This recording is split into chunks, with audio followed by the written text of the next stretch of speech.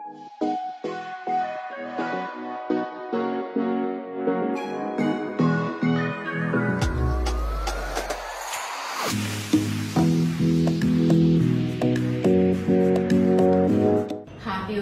I am Dr. Anusha, consultant at Dr. Vijay's Cosmetology and Hair Transplantation Center. ఈ రోజు మనం hair transplantation జరిగిన ఎన్ని రోజులకి డోనర్ ఏరియాలో హెయిర్ అనేది వస్తుందో తెలుసుకుందాం. హెయిర్ ట్రాన్స్ప్లాంటేషన్ జరిగిన వెంటనే జనరల్ గా డోనర్ ఏరియాలోని మనకు కొంచెం వాపు నొప్పి అనేది ఉంటుంది.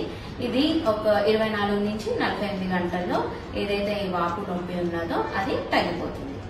ఆ తర్వాత మీకు 8 నుంచి 15 రోజులకి ఎక్కడి నుంచి అయితే మనం గ్రాఫ్ట్స్ తీసామో అక్కడ మీకు చిన్న చిన్న బ్లాక్ గా స్కిన్ అనేది కనిపిస్తూ ఉంటుంది. దీన్ని మనం క్రెస్ట్ అంటాము. ఇది మనకి ఈ 15 నుంచి 20 రోజుల్లో ఇది ఏదైతే ఉందో అది రాలిపోతుంది.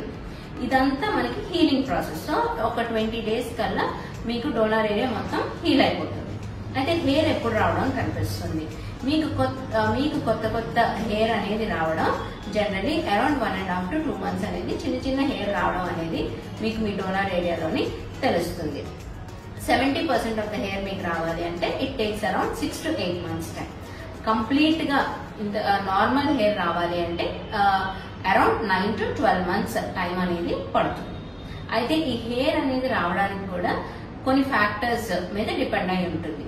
హెల్దీ హెయిర్ మనకి కావాలి, చక్కగా రావాలి, డెన్సిటీ బాగోవాలి, క్వాలిటీ ఆఫ్ ద హెయిర్ బాగోవాలి అని అంటే ఫస్ట్ ఆఫ్ ఆల్ మీ డాక్టర్ మీకు ఏ మెడికేషన్స్, ఏ సప్లిమెంట్స్ అయితే ప్రిస్క్రైబ్ చేశారో అవి మీరు క్రమం తప్పకుండా తీసుకోవాలి.